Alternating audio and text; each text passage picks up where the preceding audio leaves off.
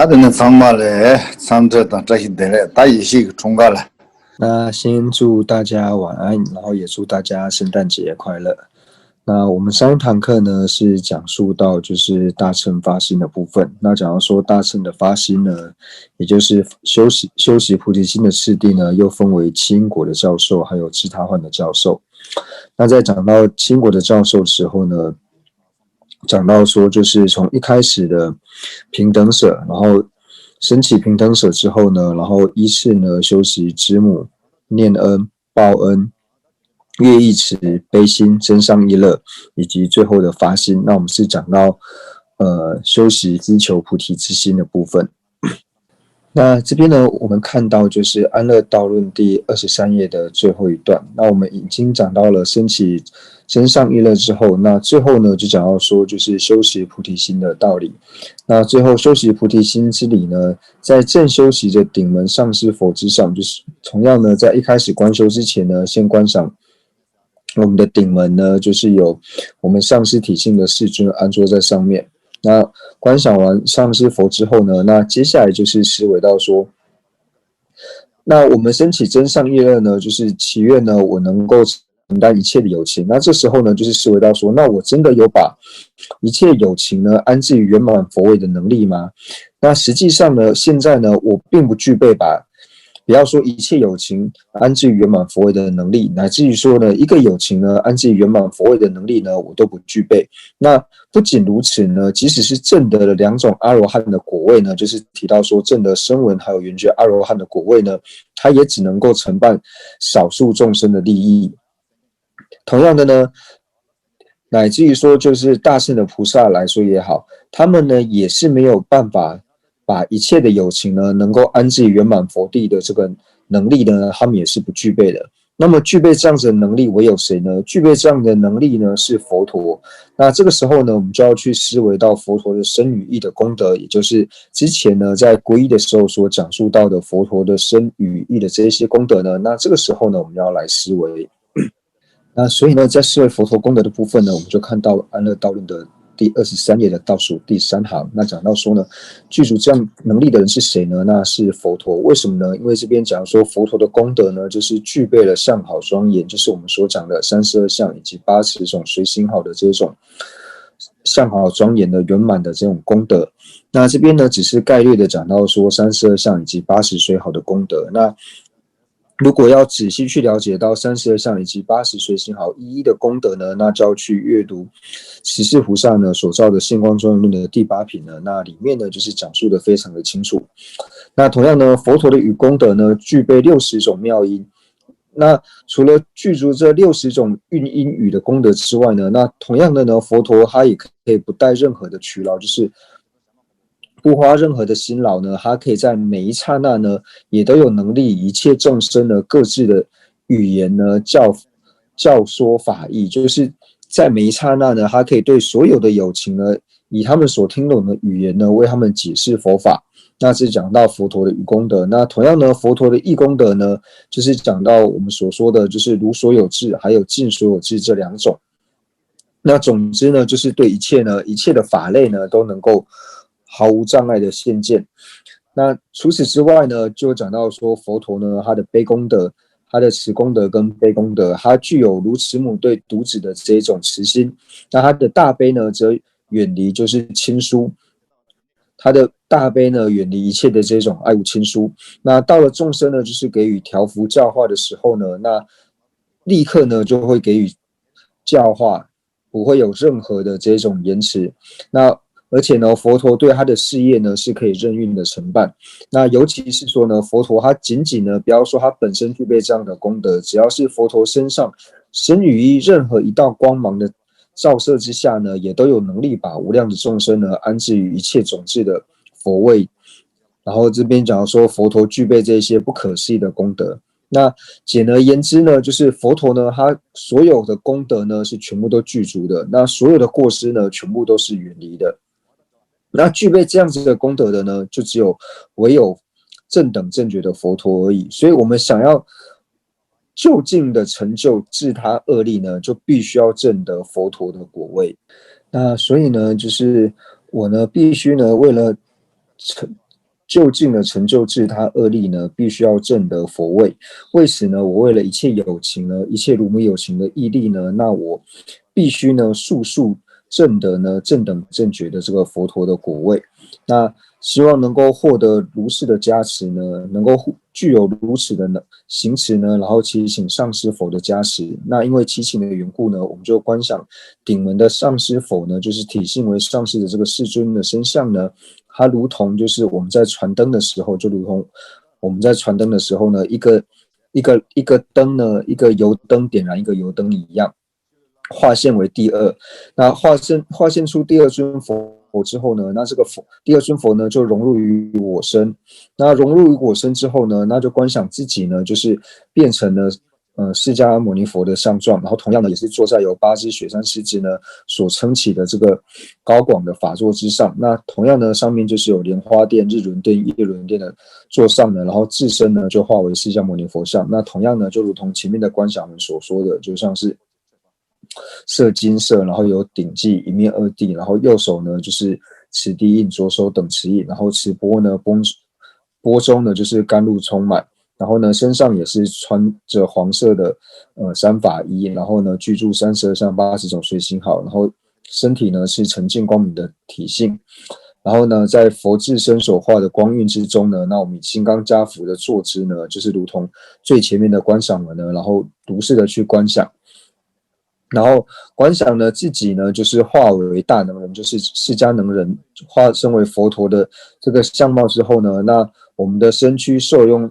还有善根等等呢，全部化为五彩甘露的这种相状呢，然后呢就是施给一切的有情。那观想一切有情呢，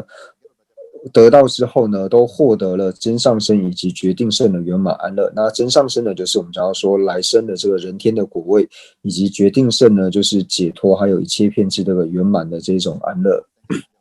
那这边呢，就是观想说自己呢变成释迦能人之后呢，然后做的这些观修。那如果我们把这个观修呢，就是想得更为详细的话呢，我们可以观想的就是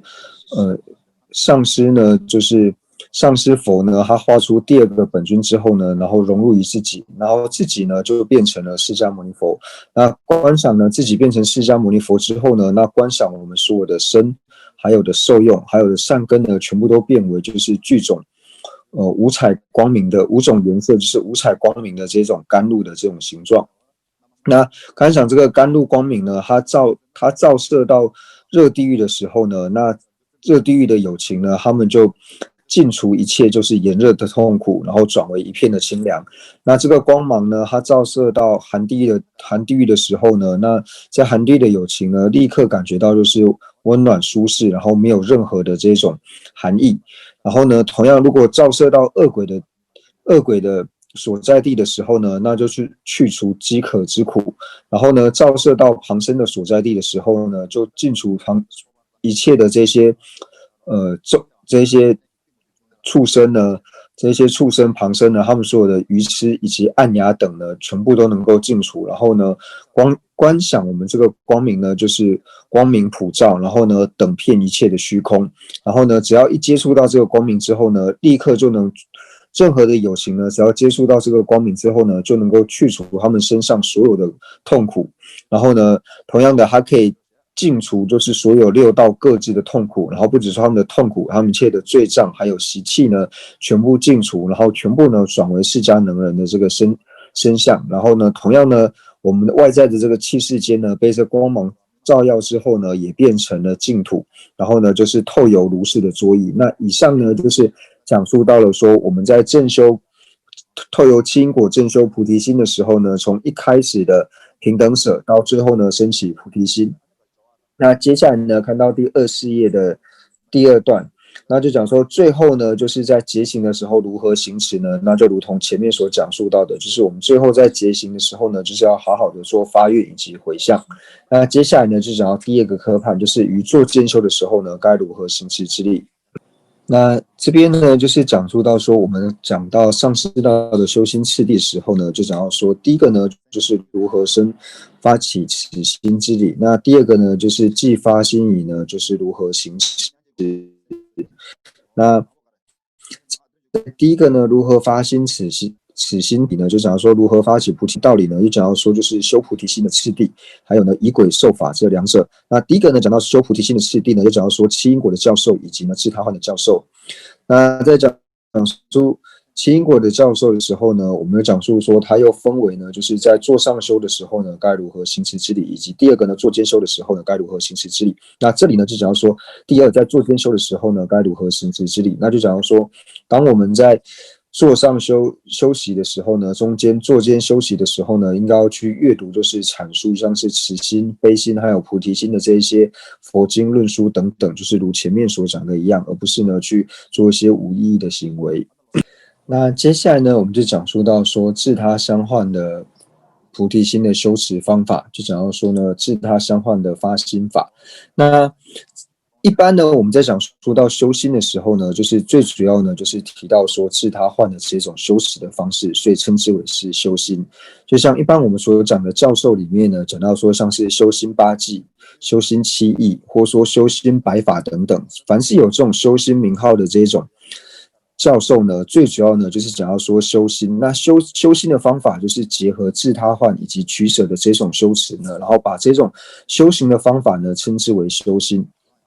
所以凡是看到修心八计、修心七义、修心百法这种有修心名字的呢，都表示说它里面的内涵呢，就是结合了自他换以及取舍的这种修持。那像我们知道说，在菩提道次第广论里面呢，它关于自他换的教授呢，只有讲述一小部分。为什么呢？因为在广论之外呢，还有非常多就是讲论就是自他换的这种修心的这种教授的法门，所以在广论里面呢就没有特别呢去做解说，因为它等于是可以成另外一个科目来，然后来做学习。所以呢，在这边安乐道论里面呢，讲述自他换的教授呢也没有讲述的很多。那这边呢，我们就看到自他换的这个修习的方式。那自他换的修心法门呢，同样呢也是分为就是做上修的时候呢该如何行持，以及做兼修呢该如何行持。那同样呢，在做上修该如何行持的时候呢，它也是讲述到了说像是前行、正行还有结行的部分。那前行呢，同样也是就是观想就是加行六法。那这些呢都观想完之后呢，那我们就讲到说呢，在修习安乐道论里面呢，他所讲述的就是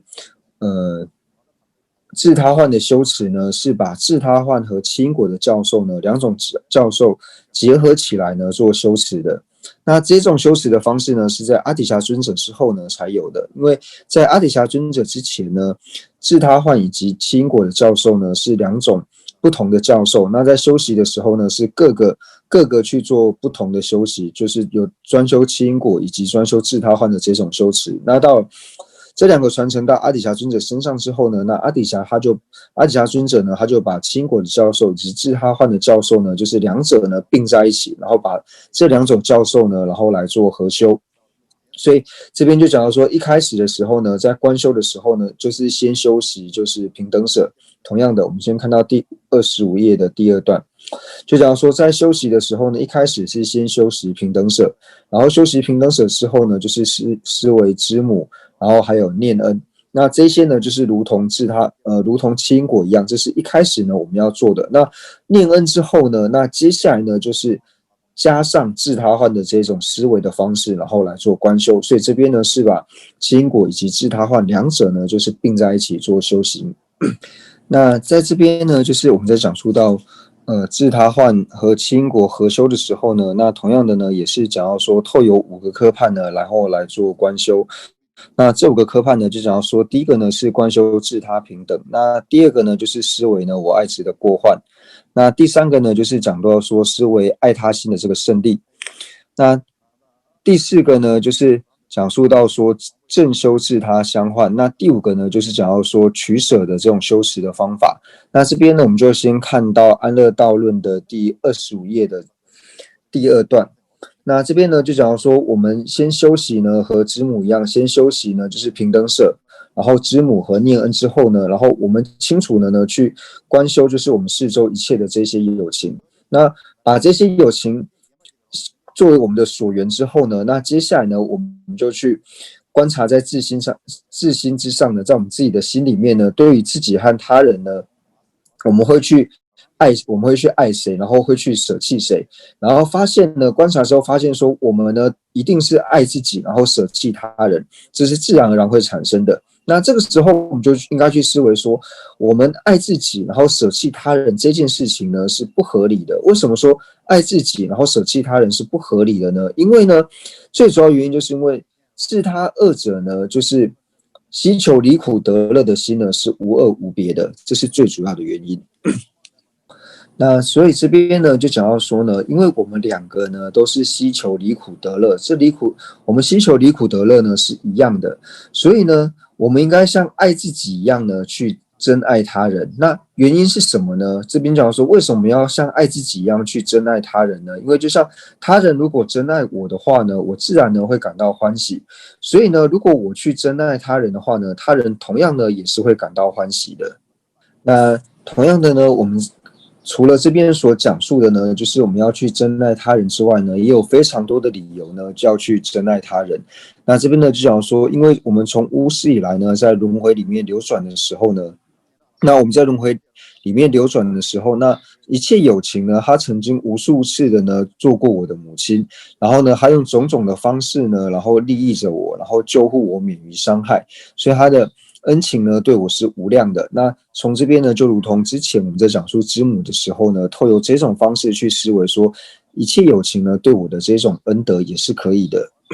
那除此之外呢，除了观赏说一切有情呢，就是过去生对我们的恩德之外呢，那同样呢也可以观修呢，就是一切有情呢，他今生呢对我的这种利益以及功德，就是我们可以思维到说，今生呢我所获得这些安乐，我所获得的这些快乐的生活，或是我拥有这些名声，或者说我能够吃，我能够行住坐卧，所有的一切呢，也是因为要透由其他有情之后呢，我才能够获得。所以从这里可以了知到呢，我们所有的安乐之源呢，是来自于其他的有情。那除了上述所讲述的话呢，我们也可以透由就是思维到说呢，就是我们所有一切的圆满呢，一切圆满的这些功德的所依呢，皆是来自于有情的恩德，皆是来自于有情众生的恩德。因为呢，我们所获得的暇满人生呢，一定是从断除呢伤害他人的这种根本的戒律之中呢所产生。那我们能够获得衣食等这些受用呢，是因为我过去呢对于有情呢就是布施之后呢所获得的这个果报。那同样的呢，我能够长相就是长得好看或是长得庄严的这种呢，是因为我对于有情呢修习忍辱的果报。那我能够万事呢都能够如意，然后做事情呢都能够很顺利呢，是从精进的利他呢而产生的。然后同样的呢，我们透由就是布施、持戒、忍辱、精进，然后呢依着我们所施的敬，然后断除伤害有情的这种方式呢，我们才能够承办上述的这些利益以及功德。那接下来呢，以上呢就是讲到说，就是爱他心的这种胜利，爱他心的功德。那接下来我们看到就是《安乐道论》25页第2段的第6行，是讲到说，尤其自己虽然愿求获得圆满，那这边开始呢，就是讲到说我爱执的过患。那我爱执它产生什么样的过患呢？就要说我们虽然呢希望能够获得各式各样的圆满，但是因为无始以来呢，我们就是因为有我爱执的缘故，所以不但呢没有办法承办自他恶利，反而呢因此而受了种种的痛苦。因此呢，我爱执呢，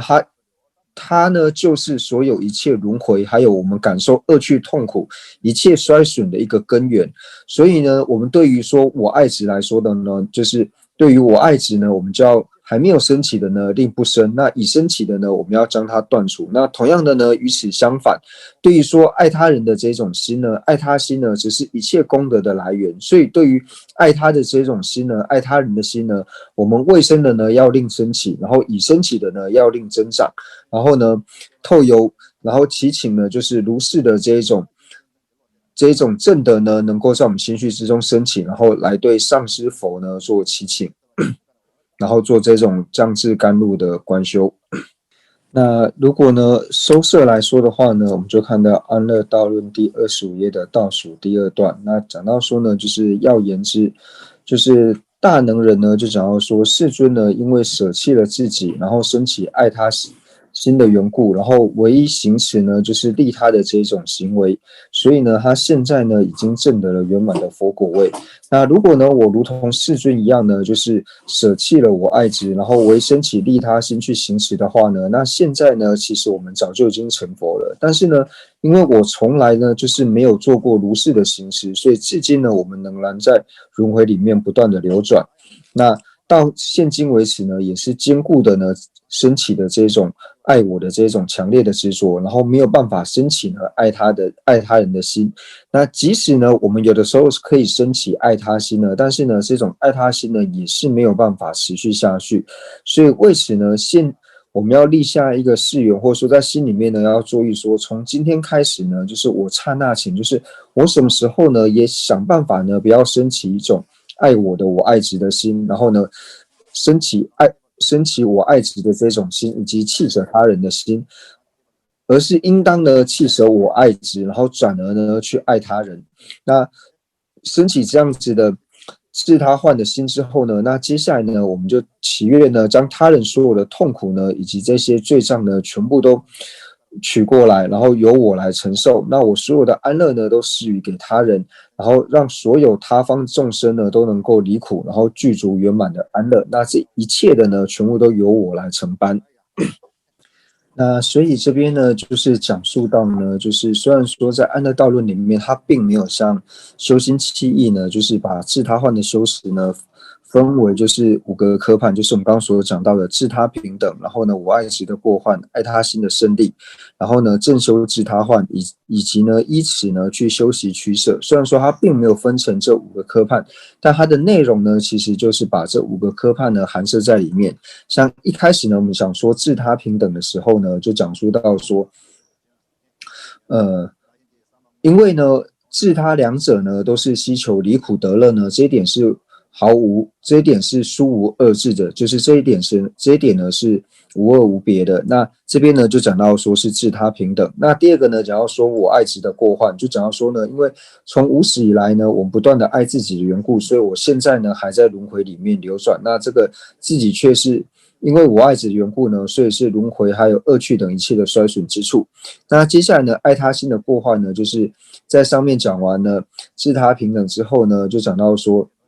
就是我们因为别人欢喜我们的时候呢，我们也会感到欢喜。所以呢，如果我们能够反过来呢，去爱他。只爱他人的话呢，则是一切功德的来源。然后，所以呢，要想办法让爱他心呢，就是为生令生，以生令增长。那接下来呢，就是以25页的倒数第2段呢，就是以佛陀来做譬喻呢。那这边是讲说正修自他换的这种思维，因为世尊呢，他早已舍弃了我爱执，然后去修习利他的这种行为的缘故呢，所以早就已经成佛。那我就是因为没有修习的缘故呢，所以现在还在里面轮转。所以呢，从现在开始呢，我要想办法呢去断除我爱执，然后想办法呢去升起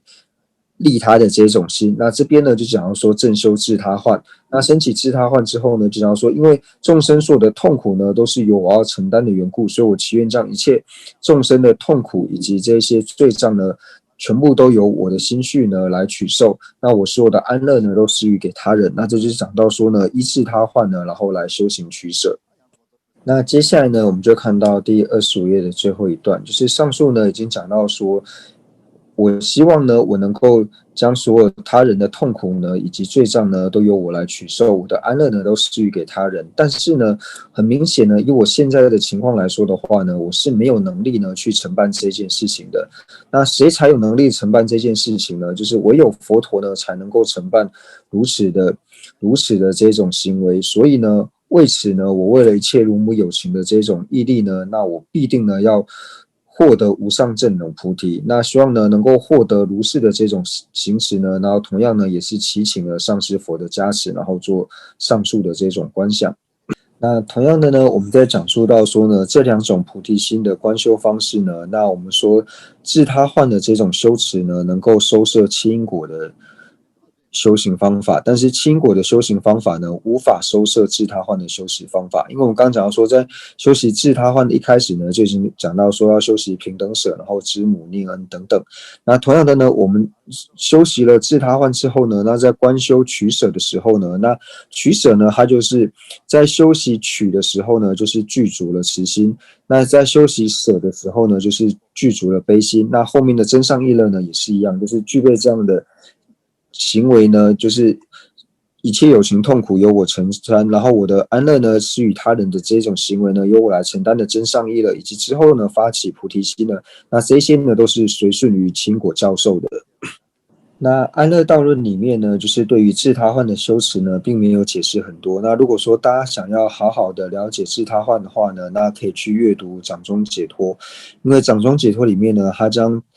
修心七义呢，配合着自他换的修持呢，就是讲到分为上述的这5个科判呢，然后来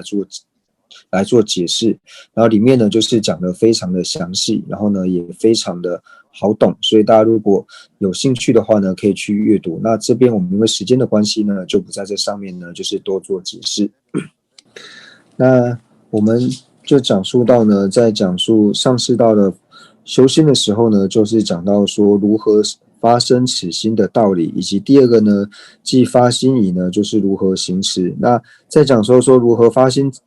此心的道理时候呢，就讲到说修菩提心的次第，还有仪轨的受法。那修菩提心的次第呢，就是分为清果以及自他换。那这以上的内容呢，我们已经讲述完毕。那接下来呢，就是讲到说仪轨受法。那仪轨受法呢，又分为2个科判，那就是分为就是未得令得。那第二个呢，就是以得守护不坏。那接下来呢，我们就看到第26页的第2段。那同样呢，它也是讲到说，就是发心仪轨的地方呢，那也是讲到说前行、正行、后行。那在正行呢，就讲到说，第一个呢，未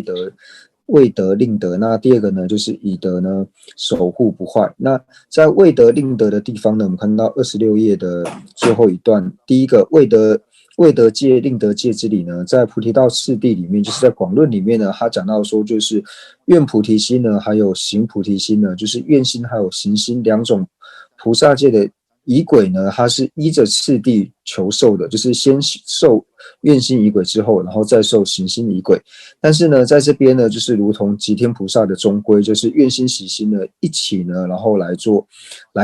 一起受愿心和行心这2种。因为这个呢较容易去行持。那这里呢就讲述到说，就是我们呢就是在受了菩萨戒呢，就是如何受持仪轨，还有如何行持学处的时候呢，那这个时候呢就是要去看菩提正道的戒品事。那接下来呢，我们就讲述到说，就是如同安乐道论里面所讲述的呢，就是愿心还有行心仪轨呢，就是如何共同的持守的这种方式。那一样的呢，一开始就是像加行六法里面所讲到的，就是洒扫我们的住处，然后摆设身语意象，然后供养等这些加行呢，那我们是全部呢都是要先把加行做好。那加行做好之后呢，从道次第的最开始呢，就是一指善知识呢，然后到发心之间，就是中间呢，所有下士道、还有中士道、还有上士道呢，所有一切的所缘形象呢，我们全部呢都是要融合在心绪里面，然后好好的在做修持。那做这样子的观修之后呢，我们就观想呢，就是顶门呢，就是有上师能人在我的顶上。那我为了就是一切如母有情呢，当速疾的证得清净圆满的佛位，所以呢，从今天开始呢，乃至于说菩提之间，就是未证得菩提之间呢，那我都应该永不舍弃菩提心，并且呢，受持菩萨戒之后呢，如理修学，就是一切的这些广大行持，诸菩萨的这些广大行呢，我都要去行持菩萨行。那如是思维之后呢，那我们就要去观想呢自己跟随着就是上师能忍，就是观想自己和世尊的上师能忍呢，然后念诵，就是呢一切佛菩萨祈请护念我，亦如其世尊启发菩提心，依次安住于菩萨诸学处，我为利有情，亦发菩提心，依次随修学菩萨诸学处。然后呢，就是观想跟着上师能人念3遍之后呢，然后就观想呢自己获得了菩提心。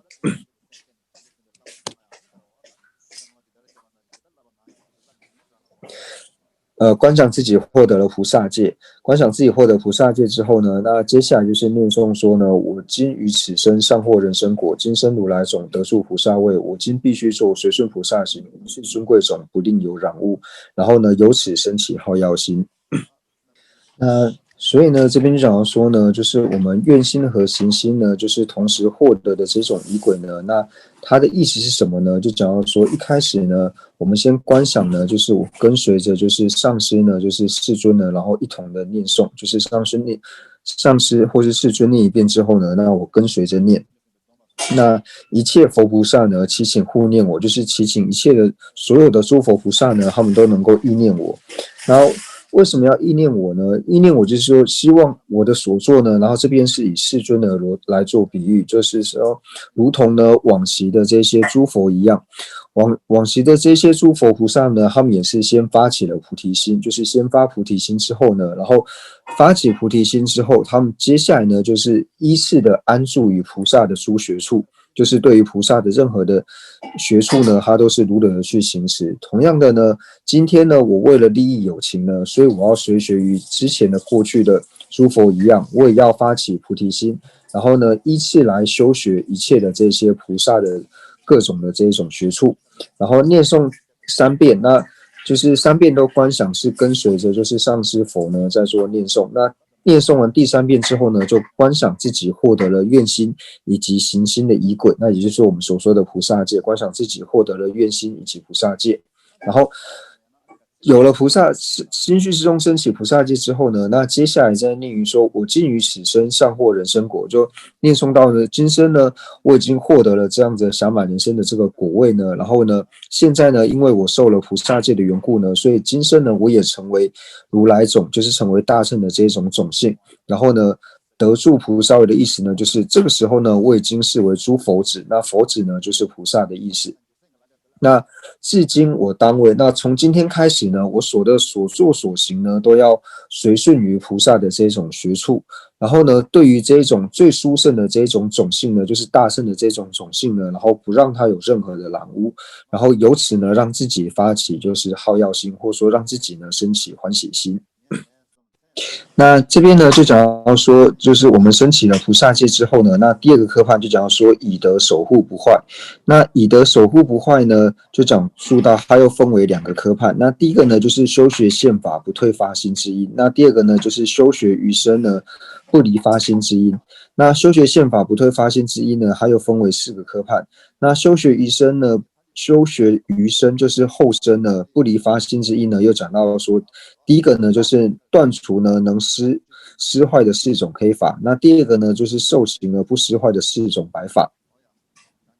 那我们在讲到说获得菩萨戒之后呢，又讲到说菩萨戒呢，它又分为就是18种根本堕以及46个恶作。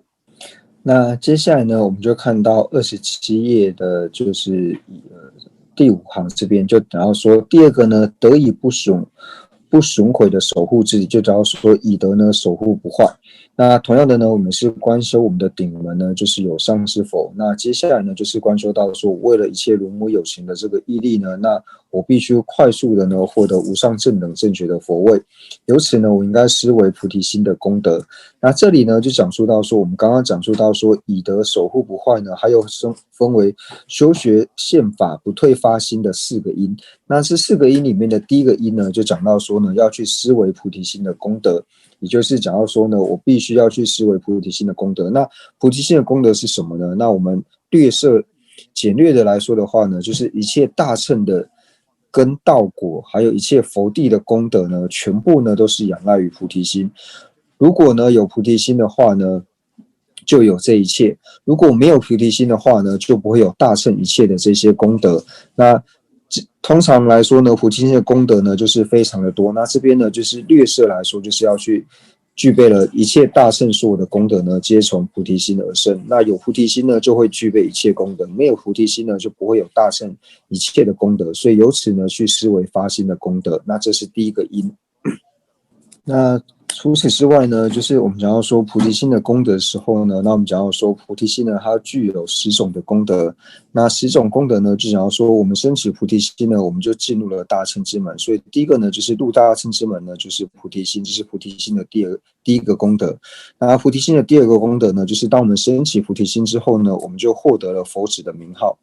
那第三个呢，就是我们升起菩提心呢，那即使像是声闻或是独觉的阿罗汉，虽然说他们已经断尽了一切的烦恼，已经成就了阿罗汉的果位，但是呢，在你只要升起菩提心之后呢，你的种性呢，还是超胜于声闻以及缘觉阿罗汉。那第四个呢，升起菩提心之后呢，能够成为最胜的供养处。那第五个呢，就是升起菩提心之后呢，能够快速的累积功德。那第六个呢，升起菩提心之后呢，我们的罪障呢，能够快速的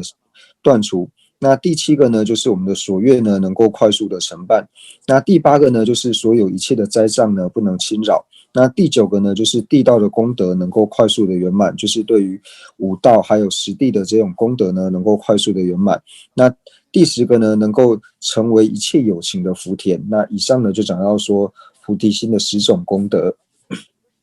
那所以呢，我们讲到说修学宪法呢，不退发心的4个因里面呢，那第一个呢，就是讲到说我们要去思维呢菩提心的胜利。那第二个呢，就是我们要就是这里所讲到的日3次夜3次守护菩提心，就是呢我们在昼夜呢加起来呢就是6次呢要去思维发心。那所以呢这边讲到说日3次夜3次呢守护菩提心呢，那也就是第二个因呢，就是遇到任何因缘呢都不舍弃，并且增长菩提心，所以昼夜呢各受持3次。那第三个呢，对于说就是这里所讲到的，不管众生的行为如何呢，我终不弃舍任何一个有情。就是说，就提到说呢，对于有些有情呢，我们可能就是利益他之后呢，他反过来损害我们。那对于说有情的这些颠倒的这种行为呢，那这个时候我们不能够升起我再也不去利益这种有情的这种想法，而是呢，要任何时候呢都不要去舍弃有情。所以第三个呢，就是不舍有情。那第4个呢，就是为增长发心。那这边应该是错字，不是法心，是发心。为增长发心，当勤行积极供养三宝等2资粮。就是呢，我们要精勤的呢去累积供养三宝的这些福德，还有智慧的资粮。然后这个呢是能够增长我们发心的一个因。所以讲到说，修学宪法不退发心的4个因。那以上呢就是讲到说就是今生呢修学宪法呢不退发心的4个因。那第二个呢就讲到说修学余生呢就是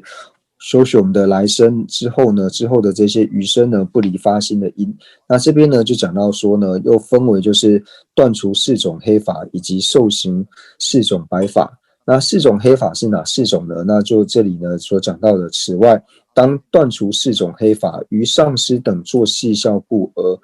妄语欺蒙。那第一个呢，就是我们对于呢像是自己的上师、亲教师还有阿舍离等呢，就是虚言呢欺骗，就是欺骗上师等的。那这是第一个黑法。那接下来呢就讲述到第二个黑法呢，就是令他为善心生悔意，就是当他人行善之后呢，你让他这个人呢，就是升起了后悔的这种心，让他升起了忧悔。那这是第二个因。那第3个黑法呢，就提到说呢，就是嗔心对大乘菩萨说出恶语，就是我们以嗔心呢，然后去毁骂大乘的菩萨。那第4个呢，就讲到说心术歪曲、矫欺、做作等衰损发心之一。那第4个黑法呢，就提到说非真善心而行谄狂，就是我们不是一种好的心，然后去做谄狂。那什么叫做谄狂呢？就比如说我们自己不具备这样子的功德呢，而说自己已经具备了这样子的功德，那自己有的这些过失呢，就是把它覆藏起来，然后没有去发露忏悔。那这些呢，就是这边所讲到的谄狂，就是没有真上性而行谄狂。那这4个黑法呢，就是断除这4种黑法呢，就是让我们修学今生之外的其余的这些生命呢，能够不离发心的因。这是第一组。那第二组呢，就讲到说升起呢4种白法。那四种白法呢，就讲说，第一个呢，就是断除故意的妄语，就是不要故意呢去讲妄语等等。那第二个呢，就是对于所有的友情呢，我们都不要升起这种抢狂的心，然后呢，正直呢去对待一切的友情。那第三个呢，就是对于诸菩萨呢，我们能够升起大思想，然后如实的呢去做赞叹。那第四个呢，就是对于说已经成熟的这些友情呢，然后令他们受持圆满的菩提。那透由呢修持，就是断除四种黑法，以及受行四种白法呢，那就是让我们今生以及来生呢，就是不离发心的因。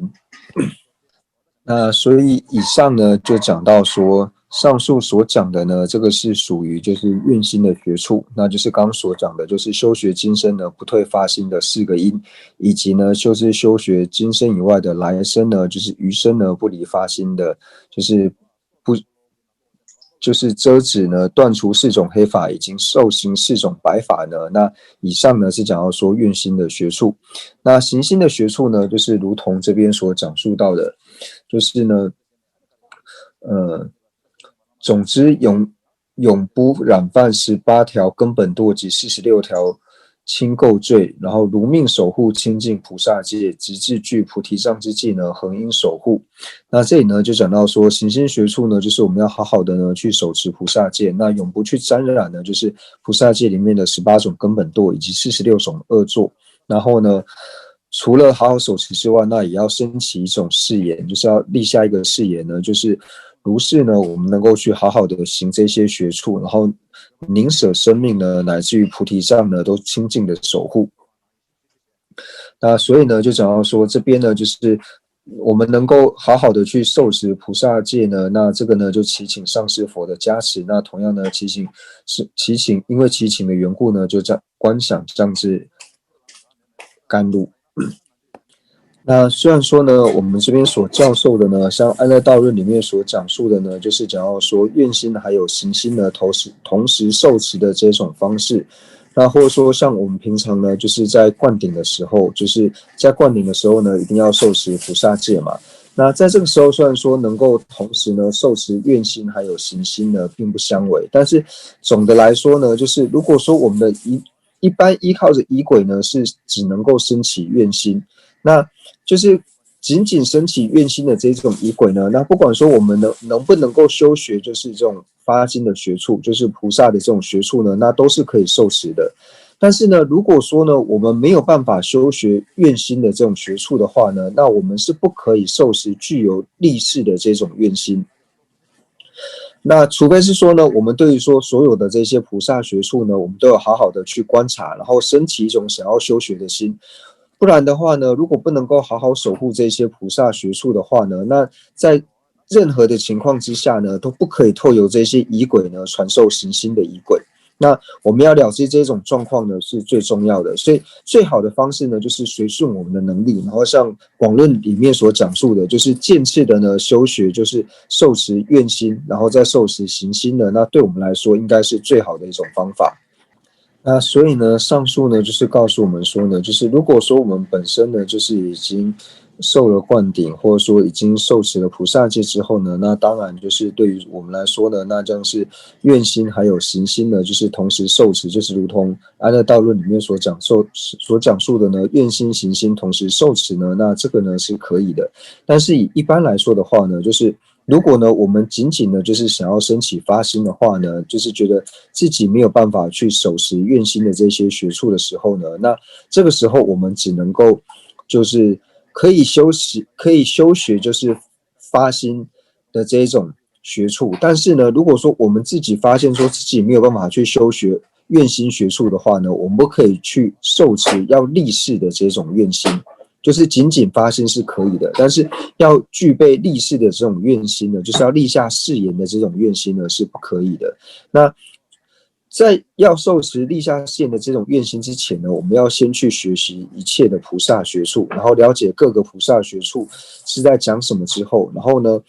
观察自己的状况，如果觉得自己呢可以守持的话呢，那再来受持这种需要立下誓言的愿心或者是行心。如果自己没有办法守持的话呢，那是最好就是先不要受持。那了解这些对我们来说是很重要的，所以一开始呢就是随顺于个人的能力，然后就是像刚讲的，就是一开始呢先受持愿心就好，然后等到发现说自己真的有能力呢，能够好好守持这些菩萨律仪之后呢，再来受行心，那这样显然呢是更好的一种方式。那就是今天呢，我们就讲述到说，就是修习菩提心的次第里面呢，就是之前我们讲述完了七因果的教授，那今天呢，主要是讲述自他换的教授。那讲完了自他换的教授之后呢，那接下来就是讲述到说仪轨的受法。那仪轨呢，就是只要说菩萨戒呢受持的这种方法，那就讲到说它又分为呢，就是未得令得，然后还有呢就是以德呢守护不坏。那在未得令得的部分呢，就是讲述到说，像在道次第里面呢，广论里面呢，就讲述到说，他非常的仔细讲述到说，就是仪轨呢受持呢，还有就是地势的这种愿心，还有说愿心的学处，然后讲完之后呢，才讲述到说如何受持行心的仪轨以及行心的学处。那但是呢，在安乐道论里面呢，是把愿心还有行心的，就是两者呢，就是合在一起呢做讲述。那在讲述愿心仪轨的时候呢，又讲述到说，就是修学宪法不退发心的4个因，然后以及修学呢来生不离发心，然后这里面呢又分为断除4种黑法，还有呢修行4种白法，所以总共加起来呢，就是让我们守护不坏之菩提心的因呢有12个因。那这是就是在大乘我们讲到上士道里面呢，就是如何发心此心的道理，还有说既发心以呢修行的道理。那今天呢，我们已经讲述完了如何发心此心道理，就是包括如何修习菩提心的次第，以及仪轨的受法呢，都讲述完毕。那今天因为时间的关系呢，我们就先讲到这边。那既发心以呢如何学行的道理呢，我们就下一堂课再继续做解释。